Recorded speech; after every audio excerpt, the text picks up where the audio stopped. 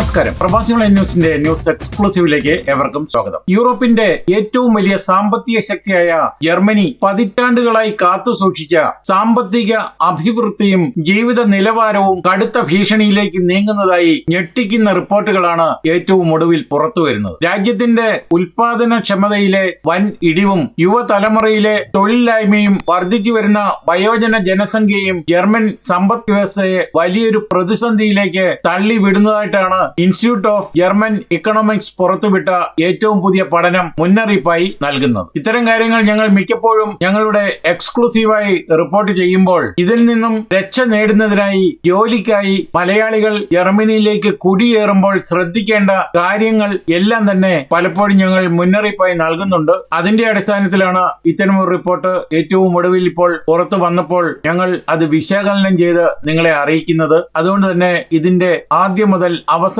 വരെ കാണണമെന്ന് കൂടി അഭ്യർത്ഥിക്കുകയാണ്. വർഷങ്ങളായി ജർമ്മനി നിലനിർത്തിപ്പോന്ന സാമ്പത്തിക സുരക്ഷിതത്വം വരും തലമുറയ്ക്ക് അതേപടി നിലനിർത്താൻ കഴിയുമോ എന്ന ആശങ്കയാണ് സാമ്പത്തിക വിദഗ്ധരും വ്യവസായ ലോകവും ഇപ്പോൾ പങ്കുവയ്ക്കുന്നത്. ഉൽപാദനക്ഷമത കുത്തനെ ഇടിഞ്ഞിരിക്കുകയാണ്. ജർമ്മൻ സമ്പദ് വ്യവസ്ഥ നേരിടുന്ന പ്രധാന വെല്ലുവിളി തൊഴിൽ മേഖലയിലെ ഉൽപാദന ക്ഷമതയിലുണ്ടായ വൻ കുറവാണ്. അതായത് ലേബർ പ്രൊഡക്ടിവിറ്റി. കണക്കുകൾ പറയുന്നത് എന്താണെന്ന് നോക്കിയാൽ 1980കളിലും 90കളിലും ശരാശരി 2% വാർഷിക ഉൽപാദന വളർച്ചാ നിരക്ക് കഴിഞ്ഞ 6 വർഷത്തിനിടയിൽ വെറും 0.3% ഉപ്പുകുത്തി. ഇനിയും ജീവിത നിലവാരം നിലനിർത്താൻ ആവുമോ എന്ന് ചോദിക്കുമ്പോൾ നിലവിലെ ജീവിത നിലവാരം അതേപടി നിലനിർത്തണമെങ്കിൽ പോലും ഉൽപാദനക്ഷമത പ്രതിവർഷം ചുരുങ്ങിയത് 1.6% വളരേണ്ടതുണ്ട്. അതായത് നിലവിലെ വളർച്ചാ നിരക്കിന്റെ 5 ഇരട്ടി വേഗത രാജ്യം കൈവരിക്കേണ്ടി വരും. ഇനിയും പെൻഷൻകാർ കൂടുന്നു എന്നുള്ള സത്യം. തൊഴിലാളികളുടെ ക്ഷാമം ചരിത്രത്തിലെ ഏറ്റവും ഉയർന്ന നിലയിലാണ്. 6.4% തൊഴിലില്ലായ്മ നിരക്ക്. ജർമ്മനിയുടെ തൊഴിൽ വിപണി ഒരു നിർണായക വഴിത്തിരിവിലാണ്. ജർമ്മൻ ലേബർ മാർക്കറ്റ് റിസർച്ച് ഇൻസ്റ്റിറ്റ്യൂട്ടിന്റെ റിപ്പോർട്ട് അനുസരിച്ച് വിരമിക്കുന്ന മുതിർന്ന പൗരന്മാരുടെ എണ്ണം തൊഴിൽ മേഖലയിലേക്ക് പുതുതായി പ്രവേശിക്കുന്ന ചെറുപ്പക്കാരുടെ എണ്ണത്തേക്കാൾ കൂടുതലായിരിക്കുകയാണ്. ഇനിയും ജനന നിരക്കിലെ കുറവും വയോജനങ്ങളുടെ വർധനവും മൂലം തൊഴിൽ മേഖലയിലേക്ക് ആവശ്യത്തിന് ആളുകളെ ലഭിക്കാത്ത സാഹചര്യം ജർമ്മൻ വ്യവസായശാലകളുടെ പ്രവർത്തനങ്ങളെ സാരമായി ബാധിച്ചിട്ടുണ്ട്. അത് മാത്രമല്ല യുവതലമുറയിൽ 10ൽ ഒരാൾ ജോലിയില്ലാതെ പുറത്തു നിൽക്കുന്ന അവസ്ഥയുമുണ്ട്. തൊഴിലാളി ക്ഷാമം രൂക്ഷമായി തുടരുമ്പോഴും ജർമ്മനിയിലെ പ്രാദേശിക യുവ തലമുറയ്ക്കിടയിൽ തൊഴിലില്ലായ്മ വർദ്ധിക്കുന്നത് സ്ഥിതി കൂടുതൽ വഷളാക്കുന്നുണ്ട്. ഫെഡറൽ സ്റ്റാറ്റിസ്റ്റിക്കൽ ഓഫീസിന്റെ കണക്കുകൾ പ്രകാരമാണ് ഇത് പുറത്തു വന്നത്. ഏതാണ്ട് 20നും 24നും ഇടയിൽ പ്രായമുള്ളവരിൽ 10ൽ ഒരാൾ, അതായത് 10% നിലവിൽ ജോലിയോ ഔദ്യോഗിക തൊഴിൽ പരിശീലനമോ, അതായത് ഹൗസ് ബിൽഡിംഗ് അല്ലെങ്കിൽ സ്റ്റഡിയും ഇല്ലാതെ കഴിയുകയാണ്. 2022 ഇത്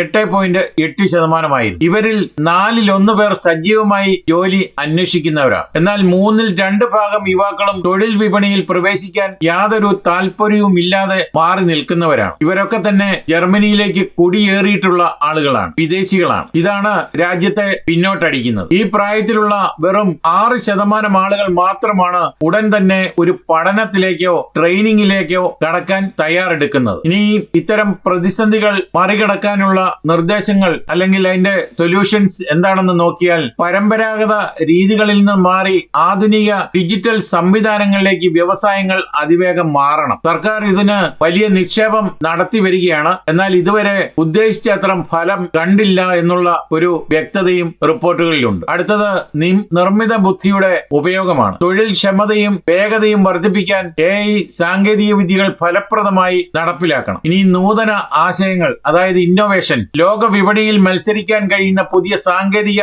ഉൽപ്പന്നങ്ങളും സേവനങ്ങളും വികസിപ്പിച്ചെടുക്കണം. അടുത്തതാണ് ജർമ്മനിയെ ഏറ്റവും കൂടുതൽ വഷളാക്കുന്ന ഒരു കാര്യം, ബ്യൂറോക്രസി. ജർമ്മനിയിലെ ബ്യൂറോക്രസി ലോകത്തിൽ ഏറ്റവും തന്നെ പേര് കേട്ടതാണ്. ഒരു കാര്യത്തിന് 10,000 പേപ്പർ വരെ ഉണ്ടാക്കേണ്ട സാഹചര്യം ഇവിടെയുണ്ട്. 10,000 എന്ന് പറയുമ്പോൾ പലരും നെറ്റി ചുളിക്കും. പക്ഷേ ഒരു ചെറിയ കാര്യത്തിനാണെങ്കിൽ പോലും ഒരു കെട്ട് പേപ്പർ ഉണ്ടാക്കിയെടുക്കേണ്ട ഒരു സാഹചര്യമാണ് ജർമ്മനിയിലുള്ളത്. പലപ്പോഴും ഇതിനായി ഓടി നടക്കുമ്പോൾ തന്നെ സമയവും എനർജിയും സാമ്പത്തിക ചെലവും ഒക്കെ തന്നെ നേരിടുന്നുണ്ട്. ഇതാണ് ജർമ്മനിക്ക് ഏറ്റവും വലിയ ഒരു ശാപമായി മാറിയിരിക്കുന്നത്. അതുകൊണ്ട് തന്നെ ബ്യൂറോക്രസിയും നൂലാമാലകളും കുറയ്ക്കാൻ നിലവിലെ ജർമ്മൻ സർക്കാർ നേരിട്ട് ഇറങ്ങിയിട്ടുണ്ടെങ്കിലും അതും ശരിയായ ലക്ഷ്യം കണ്ടെത്തിയിട്ടില്ല. അതുകൊണ്ട് തന്നെ ബിസിനസ്സുകൾക്കും സ്റ്റാർട്ടപ്പുകൾക്കും തടസ്സമാകുന്ന കടുത്ത സർക്കാർ ചട്ടങ്ങളിലും പേപ്പർ വർക്കുകളിലും ഇളവ് വരുത്തണമെന്ന് വർദ്ധിപ്പിക്കണമെന്ന് ഇപ്പോഴും ആവശ്യം ഉയർന്നിരിക്കുകയാണ്. അടുത്തത് വൻതോതിലുള്ള നിക്ഷേപമാണ്, ഇൻവെസ്റ്റ്മെന്റ്. അടിസ്ഥാന സൗകര്യ വികസനത്തിലും വിദ്യാഭ്യാസ മേഖലയിലും കൂടുതൽ നിക്ഷേപങ്ങൾ ഉറപ്പാക്കണമെന്ന് പലയിടങ്ങളിലും ഉറവിളി ഉയരുന്നുണ്ട്. എന്നാൽ പ്രവാസികൾക്ക്, പ്രത്യേകിച്ച് മലയാളികൾക്ക് അല്ലെങ്കിൽ മലയാളികൾ അക്കാഡമിക്കൽ ലെവലിൽ പലപ്പോഴും മുൻപന്തിയിൽ നിൽക്കുന്നത് കൊണ്ട് വിദഗ്ധ തൊഴിലാളികൾ എന്ന് തന്നെ വിളിക്കാം, അവർക്കുള്ള സാധ്യതയാണ് ഇനി പറയുന്നത്. ജർമ്മനി നേരിടുന്ന ഈ വലിയ പ്രതിസന്ധി യോഗ്യതയുള്ള മലയാളികൾക്ക് അല്ലെങ്കിൽ പ്രൊഫഷണലുകൾക്ക്, വിദഗ്ധ തൊഴിലാളികൾക്ക് വലിയൊരു സാധ്യത കൂടിയാണ് തുറന്നിടുന്നത്. അതെങ്ങനെയാണെന്ന് ചോദിച്ചാൽ, മുൻപ് കണ്ടതുപോലെ എളുപ്പത്തിൽ ലഭിക്കുന്ന അവസ്ഥയിൽ നിന്ന് മാറി ഭാഷാ വൈദഗ്ധ്യവും പ്രത്യേകിച്ച് B2 ലെവൽ അല്ലെങ്കിൽ അതിനു മുകളിലേക്ക് മികച്ച സാങ്കേതിക പരിജ്ഞാനവും ഉള്ളവരെ മാത്രമാണ് നിലവിൽ കമ്പനികൾ പ്രധാനമായും സ്വാഗതം ചെയ്യുന്നത്. രാജ്യത്തിന്റെ സമ്പദ് വ്യവസ്ഥയെ പുനരുജ്ജീവിപ്പിക്കാൻ വിദേശത്തു നിന്നുള്ള മികച്ച പ്രതിഭകളെ ജർമ്മനി ഇപ്പോഴും ആകർഷിക്കുന്നുണ്ട്. എന്നാൽ കൃത്യമായ ജർമ്മൻ ഭാഷാ നോളജ് ഇല്ല എങ്കിൽ പിന്തള്ളപ്പെടും. ജർമ്മൻ സർക്കാർ ഇതിനായി പല കാര്യങ്ങളും തുറന്നു പറച്ചിലുകൾ നടത്തുന്നുണ്ടെങ്കിലും ഇപ്പോഴും പലതും ലക്ഷ്യം കാണുന്നില്ല. അതുകൊണ്ട് തന്നെ മലയാളി പ്രൊഫഷണലുകൾക്ക് ഇവിടെ തുറന്നു കിട്ടുന്നത് വലിയ സുവർണാവസരമാണ്. എന്നാൽ ഇവർ ജർമ്മൻ ഭാഷ കൃത്യമായും പഠിച്ചിരിക്കണം, അറിഞ്ഞിരിക്കണം, കൈകാര്യം ചെയ്യാൻ കഴിവുള്ളവരായിരിക്കണം. ജർമ്മനി നേരിടുന്ന കടുത്ത തൊഴിലാളി ക്ഷാമവും സാമ്പത്തിക വെല്ലുവിളികളും യഥാർത്ഥത്തിൽ മലയാളി യുവതി യുവാക്കൾക്കും വിദഗ്ധ തൊഴിലാളികൾക്കും മുന്നിൽ തുറന്നിടുന്നത് വലിയൊരു സാധ്യത തന്നെയാണ്. ജർമ്മനിയിലെ പ്രാദേശിക ചെറുപ്പക്കാർ തൊഴിൽ വിപണിയിൽ നിന്ന് പിൻവാങ്ങുമ്പോഴും പെൻഷൻ പ്രായം എത്തുന്നവരുടെ എണ്ണം വർദ്ധിക്കുമ്പോഴും വിദേശത്തു നിന്നുള്ള പ്രതിഭകളെ ആശ്രയിക്കാതെ ജർമ്മനിക്ക് മുന്നോട്ട് പോകാൻ ആവില്ലെന്നുള്ളതാണ് വസ്തുത. പ്രത്യേകിച്ച് കഠിനാധ്വാനത്തിലും അക്കാദമിക് മികവിനും പേരെടുത്ത മലയാളി പ്രൊഫഷണലുകൾക്ക് ജർമ്മൻ മണ്ണിൽ മുൻഗണന ലഭിക്കാൻ സാധ്യതയുള്ള പ്രധാന മേഖലകളും ശ്രദ്ധിക്കേണ്ട കാര്യങ്ങളുമാണ് ഇനി പറയുന്നത്. മലയാളികൾക്ക് ഏറ്റവും കൂടുതൽ അവസരമുള്ള പ്രധാന മേഖല നഴ്സിംഗ് ആൻഡ് ഹെൽത്ത് കെയർ ആണ്. അതായത് പ്ലീഗെ, പാക്ക്രാഫ്റ്റ് തുടങ്ങിയ ജോലികൾ. ജർമ്മനിയിലെ ആശുപത്രികളിലും കെയർ ഹോമുകളിലും 10,000-കണക്കിന് നഴ്സുമാരുടെയും ഫിസിയോതെറാപ്പിസ്റ്റുകളുടെയും കുറവാണുള്ളത്. കേരളത്തിൽ നിന്നുള്ള BSc അല്ലെങ്കിൽ GNM നഴ്സുമാർക്ക് നേരിട്ട് ഉയർന്ന ശമ്പളത്തോടെയുള്ള സ്ഥിര ജോലിയും പെർമനന്റ് റെസിഡൻസിയും ഉറപ്പാക്കാൻ ഈ മേഖലയിലൂടെ സാധിക്കും എന്നാണ് ഇതുവരെയായിട്ടുള്ള കാര്യങ്ങൾ മനസ്സിലാക്കിയാൽ അറിയാവുന്നത്. അടുത്തത് IT-യും സോഫ്റ്റ്വെയർ എഞ്ചിനീയറിംഗുമാണ്. ജർമ്മനി ഡിജിറ്റലൈസേഷനിലേക്ക് അല്ലെങ്കിൽ സാങ്കേതിക വിദ്യയിലേക്ക് അതിവേഗം മാറുമ്പോൾ cloud computing, cyber security, data science തുടങ്ങിയ മേഖലകളിൽ പരിചയസമ്പന്നരായ മലയാളി ടെക്കികൾക്ക് വൻ ഡിമാൻഡാണുള്ളത്. പക്ഷെ ഒരു കാര്യം ശ്രദ്ധിക്കുക, ഇവരൊക്കെ തന്നെ B2-ന് മുകളിൽ C1-ഓ C2 ലെവലോ ജർമ്മൻ ഭാഷ ലെവൽ ഉണ്ടായിരിക്കണം എന്നുള്ള കാര്യം മറക്കാതിരിക്കും. അടുത്തത് എഞ്ചിനീയറിംഗ് ഓട്ടോമൊബൈൽസ് ആണ്. ഓട്ടോമൊബൈൽസിന്റെ കാര്യം പറയുമ്പോൾ ജർമ്മനിയുടെ വൻകിട ഓട്ടോമൊബൈൽ മുതലാളിമാരായ ബെൻസും അല്ലെങ്കിൽ ഫോക്സ് വാഗനും ഒക്കെ ഇപ്പോൾ ഒട്ടനവധി ആളുകളെ, ഏതാണ്ട് 130,000 പേരെ വരെ പലപ്പോഴായി പിരിച്ചുവിടുമെന്ന പ്രഖ്യാപനം ഉണ്ടാകുന്നതിനിടയിലാണ് മെക്കാനിക്കൽ, ഇലക്ട്രിക്കൽ, റിന്യൂവബിൾ എനർജി മേഖലകളിൽ യോഗ്യതയുള്ള എഞ്ചിനീയർമാർക്ക് ജർമ്മൻ ഇൻഡസ്ട്രിയൽ ഹബ്ബുകളിൽ മികച്ച പ്ലേസ്മെന്റുകൾ ഉണ്ടെന്നുള്ള കാര്യം പറയുന്നത്. അവിടെയും വേണ്ടുന്നത് നല്ല ഭാഷാ ജ്ഞാനമാണ്. അടുത്തത് വൊക്കേഷണൽ ട്രെയിനിങ് ആണ്, ഔസ്ബിൽഡിംഗ്. ഇതെല്ലാവർക്കും അറിയാവുന്ന കാര്യമാണ്. എങ്കിലും +2 കഴിഞ്ഞ മലയാളി വിദ്യാർത്ഥികൾക്ക് പഠനത്തോടൊപ്പം പ്രതിമാസം സ്റ്റൈഫൻഡോടെ, സ്റ്റൈഫൻഡ് എന്ന് പറയുമ്പോൾ അത് വെറുതെ കിട്ടുന്നതല്ല, ജോലി ചെയ്ത് കിട്ടുന്നതാണ്. എങ്കിലും സ്റ്റൈഫൻഡ് എന്ന് തന്നെയാണ് പറയുന്നത്. റെമ്യൂണറേഷൻ 1000 മുതൽ ഇപ്പോൾ 1650 വരെയുള്ള 1650 യൂറോ വരെ ലഭിക്കുന്ന ഔസ്ബിൽഡിംഗ് ആണ്. 3 വർഷത്തെ അല്ലെങ്കിൽ 1 വർഷത്തെ ആണെങ്കിൽ പോലും പ്രാക്ടിക്കൽ തൊഴിൽ പരിശീലനം നേടാനും തുടർന്ന് ഇവിടെ തന്നെ, അതായത് ജർമ്മനിയിൽ തന്നെ ജോലിയിൽ പ്രവേശിക്കാനുള്ള മികച്ച അവസരം ഉണ്ടെന്നുള്ള കാര്യം വിസ്മരിച്ചുകൂടാ. ഇത് ഔസ്ബിൽഡിംഗിൽ കൂടി മാത്രമാണ് ലഭിക്കുന്നത്. എന്നാൽ ഇത്തരത്തിൽ മലയാളികൾ ഇവിടെ എത്തുമ്പോൾ എത്താൻ ശ്രമിക്കുമ്പോൾ മലയാളികൾ വരുത്തുന്ന തെറ്റുകൾ കുറെയുണ്ട്. അത് എന്തൊക്കെ മാറ്റണം എന്നുള്ള കാര്യമാണ് ഇനി പറയുന്നത്. പലപ്പോഴും സാധ്യതകൾ ഉണ്ടെങ്കിലും കൃത്യമായ തയ്യാറെടുപ്പില്ലാതെ എത്തുന്ന മലയാളികൾ പലപ്പോഴും പ്രതിസന്ധിയിൽ ആകി മുന്നോട്ട് പോകാനാവാത്ത തടസ്സങ്ങൾ മാത്രമായി നിലനിൽക്കുന്ന സാഹചര്യമുണ്ട്. അതായത് ജർമ്മൻ ഭാഷയെ നിസ്സാരമായി കാണരുത്. ജർമ്മനിയിലെത്തിയാൽ ജർമ്മനിയുമായി ഇന്റഗ്രേറ്റ് ചെയ്യാൻ നിങ്ങൾ മുൻകൈ എടുത്തിരിക്കണം. ഇത് രണ്ടുമില്ല എങ്കിൽ ജർമ്മനിയിൽ ജീവിച്ചു പോകാനും ജോലി ചെയ്ത് മുന്നോട്ട് പോകാനും പറ്റില്ല എന്നുള്ള ഒരു അവസ്ഥയാണ് സംജാതമായിട്ടുള്ളത്. അതുകൊണ്ട് തന്നെ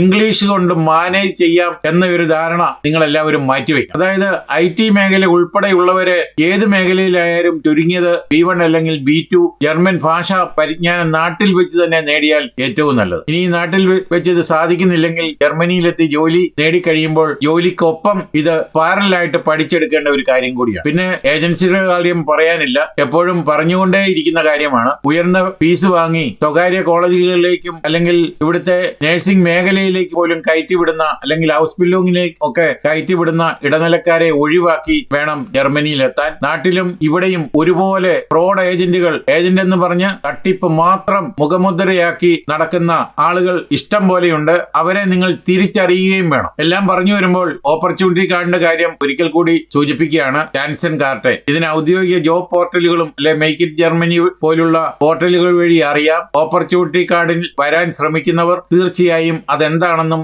എങ്ങനെയാണെന്നും എന്തൊക്കെയാണ് അതിന്റെ നേട്ടങ്ങളെന്നും കോട്ടങ്ങളെന്നും കൃത്യമായി മനസ്സിലാക്കിയിട്ട് വേണം നിങ്ങൾ സ്വയമായിട്ടോ അല്ലെങ്കിൽ ഏജന്റിന് ലക്ഷങ്ങൾ മുടക്കി ഇങ്ങോട്ട് കയറാൻ. ഓപ്പർച്യൂണിറ്റി കാർഡിൽ വന്നാൽ ഭാഷയില്ല എങ്കിൽ എത്ര പഠിപ്പുള്ളവരാണെങ്കിൽ പോലും ജോലി ലഭിക്കില്ല എന്നുള്ള കാര്യം ഞങ്ങൾ ഒന്നുകൂടി ഉറക്കെ പറയുകയാണ്. അതുകൊണ്ട് സർക്കാരിന്റെ ഈ മനുഷ്യരെ പറ്റിക്കാനായി മാത്രം ഉണ്ടാക്കിയിരിക്കുന്ന, അത് പറയുമ്പോൾ പലരും തെറ്റിച്ചുളിക്കുമായിരിക്കും, പക്ഷേ അതിന്റെ സത്യാവസ്ഥയാണ്. ഓപ്പർച്യൂണിറ്റി കാർഡിൽ ജോലി ലഭിക്കുമെന്നുള്ള വിശ്വാസത്തോടു കൂടി വരുന്നവർ 99.9% ഇപ്പോൾ ജോലി ലഭിക്കാത്ത ഒരു സാഹചര്യമാണ് ജർമ്മനിയിലുള്ളത്. അതുകൊണ്ട് തന്നെ ചാൻസൺ കാർട്ടെ ഉപയോഗിക്കുന്നവർ 2 അല്ല 4 വട്ടം ആലോചിച്ചിട്ട് വേണം ജർമ്മനിയിലേക്ക് വിമാനം കയറാൻ. അതുപോലെ തന്നെ പബ്ലിക് യൂണിവേഴ്സിറ്റികളിൽ റെക്കഗ്നീഷൻ ഇല്ലാത്ത കോഴ്സുകൾക്ക് അപ്ലൈ ചെയ്ത് കോഴ്സ് കിട്ടിക്കഴിയുമ്പോൾ വിസയും കിട്ടി ജർമ്മനിയിലെത്തി പഠനം പൂർത്തിയാകുമ്പോഴോ അല്ലെങ്കിൽ പൂർത്തിയാക്കുന്നതിന് പകുതി സമയമാകുമ്പോഴോ റെക്കഗ്നീഷൻ ഇല്ല എന്ന് പറഞ്ഞ് നാട്ടിലേക്ക് തിരിച്ച് ഡീപ്പോർട്ട് ചെയ്യുന്ന ഒട്ടനവധി സംഭവങ്ങൾ ഞങ്ങൾ തന്നെ റിപ്പോർട്ട് ചെയ്തിട്ടുണ്ട്. അതുകൊണ്ട്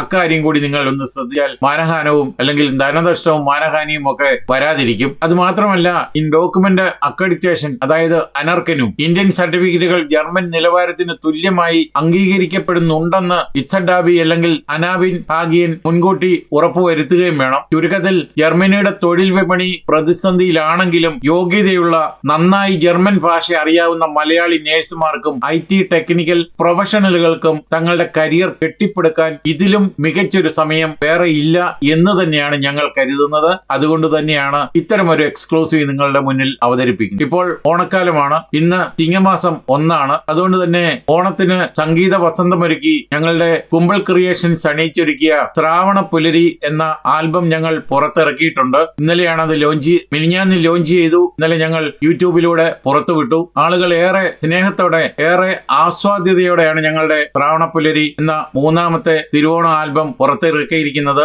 അതിന്റെ രചന നിർവഹിച്ചിരിക്കുന്നത് ജോസ് കുമ്പിളുവേലിയും സംഗീത സംവിധാനം നിർവഹിച്ചിരിക്കുന്നത് ചാൻഡി ആന്റണി അങ്കമാലിയുമാണ്. ഈ ഗാനം വളരെ മനോഹരമായി പാടിയിരിക്കുന്നത് ചിത്ര അരുണാണ്. അതുകൊണ്ട് തന്നെ കുമ്പിൾ ക്രിയേഷൻസ് യൂട്യൂബ് ചാനൽ നിങ്ങൾ സന്ദർശിക്കുക, സബ്സ്ക്രൈബ് ചെയ്യുക. പാട്ട് ഇഷ്ടപ്പെട്ടുവെങ്കിൽ മറ്റുള്ളവരെ കൂടി നിങ്ങൾ അറിയിക്കുക. ഇതോടെ എക്സ്ക്ലൂസീവ് ഇവിടെ പൂർണ്ണമാവുകയാണ്. നിങ്ങൾ നൽകി വരുന്ന എല്ലാവിധ പിന്തുണയ്ക്കും ഞങ്ങൾ ഹൃദയപൂർവ്വം നന്ദി അറിയിച്ചുകൊണ്ട് നമസ്കാരം.